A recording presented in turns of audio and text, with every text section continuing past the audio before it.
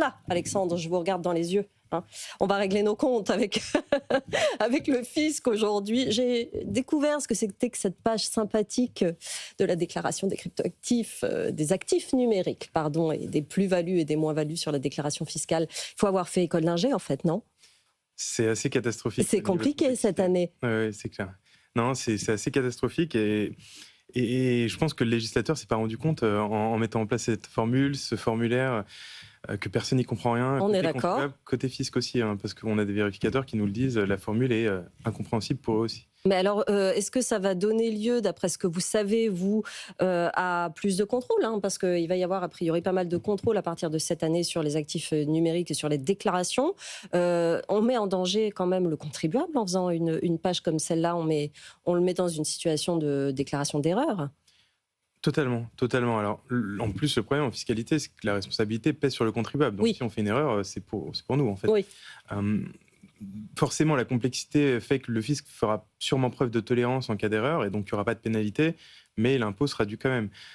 Et effectivement, avec l'arsenal juridique qui se met en place, avec DAC8, dont on a déjà parlé, c'est-à-dire l'échange automatique d'informations, grosso modo, la plateforme communiquera chaque année la liste des transactions au fisc. À partir de l'année prochaine. À partir de l'année prochaine, oui. Exactement. Oui. En fait, les contrôles seront presque systématiques. Il suffira pour le fisc, pour les faire, de mettre en regard les infos de la plateforme et la déclaration pour voir s'il y a une incohérence. Ça veut dire que cette partie crypto sera pré-remplie ? Malheureusement, non, parce qu'en fait, on a un régime fiscal, vous avez dû le voir, qui implique de calculer sa plus-value par rapport à la valeur globale du portefeuille, tout support confondu. Et donc, si on a des cryptos sur un Ledger, des cryptos sur Binance, des cryptos sur DeBlock, il faut pouvoir déclarer la valeur de toutes ces cryptos. Et la plateforme ne peut pas connaître cette valeur avec certitude, à moins que le contribuable les déclare, et donc ne peut pas lui donner une information fiscale fiable à 100%. Donc, on a certaines plateformes qui le font, qui délivre une sorte de DIFU, l'équivalent d'un IFU, l'imprimé fiscal unique pour les revenus d'action classiques, pour la crypto, mais ce n'est pas utilisable en l'état si on a des cryptos ailleurs que sur la plateforme qui nous fournit ces informations, et la plateforme n'est pas obligée de le faire, donc ça dépend vraiment des plateformes. Bon, on va voir un petit peu ce qui reste à faire pour certains départements. Vous aviez une question peut-être, Maxime, pour Alexandre ? Oui, moi j'avais une question par rapport à ce problème de double imposition. On ne parle pas assez, j'ai l'impression, de la fiscalité sur le staking, sur le lending, sur les airdrops. Comment fait-on pour s'en sortir entre la plus-value d'un côté et de l'autre, réussir à comprendre les revenus passifs qu'on a eus ? Je crois que c'est 2 formulaires. On a déjà posé la question et c'est toujours difficile de comprendre comment faire. On n'en parle pas parce que le régime des cessions est tellement complexe qu'on ne passe même pas à l'étape suivante, quoi. Mais effectivement, on a un régime sur les plus-values. Donc une plus-value, globalement, avec les subtilités qu'on a évoquées, c'est prix de vente moins prix d'achat.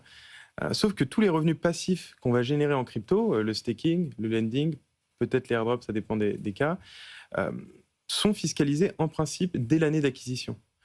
Comme n'importe quel autre revenu. Nos salaires sont fiscalisés dès l'année où on les perçoit. Et si nos salaires étaient payés en lingots d'or, on devrait aussi déclarer la valeur de l'or qu'on a reçu en fait, au titre de notre travail. Là, c'est pareil. Si on est payé en crypto, on doit le déclarer la valeur des cryptos qu'on a reçus au titre de l'année au cours de laquelle on les a reçus. Et on doit les déclarer dans la case qui correspond à la raison pour laquelle on les a reçus. Donc si je les ai reçus parce que je fais un travail salarié en contrepartie, ce sera de l'équivalent salaire. Si je les ai reçus parce que je fournis des consultations fiscales, ce sera un bénéfice non commercial. Donc ça, c'est la première étape, les déclarer à la valeur d'acquisition. Et ensuite, les déclarer au moment de la vente. Mais là, pour le coup, dans le cadre du régime des cessions de crypto, dans les conditions classiques, en prenant bien soin de considérer que la valeur d'acquisition qu'on a déjà déclarée est le prix d'acquisition de ces cryptos. Pour le fisc, c'est comme s'il y avait 2 opérations, un paiement en euros et la décision ensuite du bénéficiaire d'acheter des cryptos avec ces euros. Donc on est doublement imposé ? Non, parce que du coup, en fait, on est imposé sur la valeur à réception dans la catégorie salaire ou BNC, et ensuite sur l'augmentation de valeur dans la catégorie de la flat tax plus-value. Bon, on va revenir sur ce qui reste à faire là aujourd'hui. Il reste quelques jours pour certains départements donc pour déclarer. Dernière ligne droite. Qu'est-ce qu'on fait au minimum à partir de maintenant ? Oui, là, on est vraiment dans un timing où il faut faire le minimum, je pense. On regarde déjà si on a vendu des cryptos en monnaie légale l'année dernière. Si on l'a fait, on déclare les prix de cession, les dates de cession via le formulaire 2086. 2086, oui, on a bien retenu le 2086. Voilà. Ouais. Un point important, c'est que si on ne retrouve pas la valeur de son portefeuille dans les temps, toutes les autres données, je pense qu'il vaut mieux mettre une valeur approximative, quitte à corriger ensuite et mettre la bonne valeur, plutôt que de rien mettre du tout et de se dire qu'on déclarera plus tard. Donc il vaut mieux faire quelque chose d'approximatif dans les temps, plutôt que de reporter pour avoir quelque chose d'impeccable en retard, quoi. Si on a un problème pour déclarer, on a les documents et qu'on n'arrive pas à remplir, est-ce qu'on peut envoyer les documents ? Le problème, c'est qu'il faut mettre un élément parce qu'on ne pourra même pas valider sa déclaration, ça bloque dans l'expérience utilisateur du fisc. Donc il faut mettre un chiffre le plus proche de la réalité, mettre un petit message. On peut mettre des messages au moment de sa déclaration au fisc quand on a une difficulté. Ça permet de diminuer les intérêts de retard s'il y a un problème. Et ensuite, travailler pour corriger. Vous savez, la déclaration peut être corrigée jusqu'à fin décembre ensuite. Oui. Donc il vaut mieux déclarer quelque chose d'approximatif plutôt que déclarer tout en retard, quoi. Maxime ? Il faut rappeler que si on vend moins de 305 € de crypto en euros, du coup, on n'est pas imposé. Est-ce qu'il faut quand même inscrire cette transaction-là au fisc ? Et puis, au final, est-ce que ce ne serait pas ça la solution ? Transférer ces cryptos volatiles en stablecoin et puis chaque année transférer 305 €. Et en même temps, est-ce que ce n'est pas un peu une fraude déguisée ? Non, parce que ça mettrait du temps. Voilà, pour sortir 3 000 €, il faudrait 10 ans. Donc ça dépend. Mais c'est une bonne idée, en tout cas, de faire plutôt 305 que 306 € si on doit être dans ces eaux-là. En revanche, il faut quand même déclarer les cessions. Il faut les déclarer, mais seulement le montant cédé et la date de la cession. Donc ça évite d'avoir retrouvé la valeur de son portefeuille, son prix d'acquisition. C'est quand même plus simple. Un petit mot pour ceux qui vont recevoir un remboursement de la plateforme FTX. Comment on le déclare ? Mais ça, c'est la grosse question d'actualité. L'année dernière, c'était MTGOX qui commençait à beaucoup rembourser. Cette année, c'est FTX qui rembourse donc les clients, en tout cas en partie. Il n'y a aucune précision de l'administration fiscale sur le sujet. Et il y a une tentation, c'est de se dire que c'est finalement une cession de crypto qui va être imposée à la flat tax à 30%. Oui, 30%, ouais. Juridiquement, ce n'est pas la position la plus exacte. Et juridiquement, le problème, c'est que c'est qui tout double. En fait, soit on voit ça comme une sorte d'indemnité, d'un préjudice financier qui serait hors du champ de l'impôt sur le revenu, donc ne pas déclaré et non fiscalisé.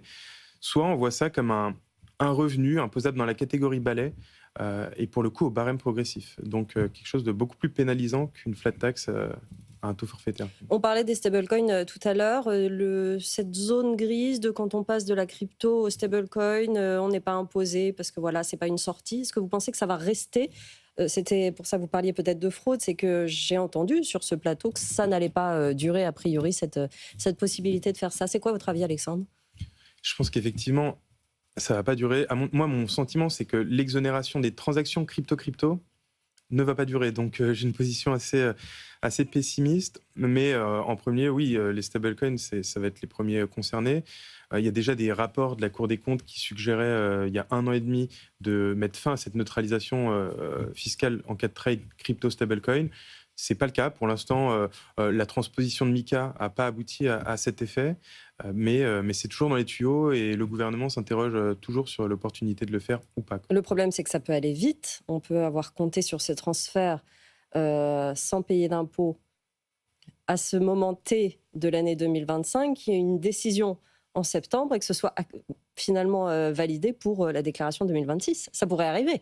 En fait, la technique pour faire la transition va être super compliquée parce qu'effectivement, soit on raisonne comme ça et donc tous ceux qui ont fait des transferts avant seront dans une insécurité juridique totale puisqu'ils auront généré de la fiscalité sans le savoir. Et donc, ça posera des questions de constitutionnalité du texte. Soit, à l'inverse, on donne une date future d'entrée en application. Dans ce cas-là, ça laissera place à beaucoup d'optimisation fiscale puisqu'il suffira de faire un trade stablecoin avant le changement de la loi qui n'est pas fiscalisé pour attendre la loi et faire un trade stablecoin fiat qui sera plus fiscalisé après la loi. Donc techniquement, ça va être très compliqué à faire. Bon, dernière question sur la fiscalité. Si je suis en retard, si mon département est déjà censé avoir tout déclaré et que je ne l'ai pas fait, qu'est-ce que je fais au final, Alexandre ? Il est toujours temps de se rattraper. Quand on régularise spontanément sa situation, généralement, on n'a pas de pénalité appliquée. N'attendez pas que l'administration revienne vers vous. Voilà. Hein, c'est plutôt le contraire qu'il faut Exactement, faire, il faut être un peu effectivement. proactif sur le sujet. Ouais. Et le petit formulaire en ligne rouvre à l'été. Donc c'est possible de avoir la même déclaration qu'on peut corriger de l'été jusqu'à mi-décembre généralement. Vous continuez à nous écrire si vous avez des questions sur la fiscalité, évidemment. On va parler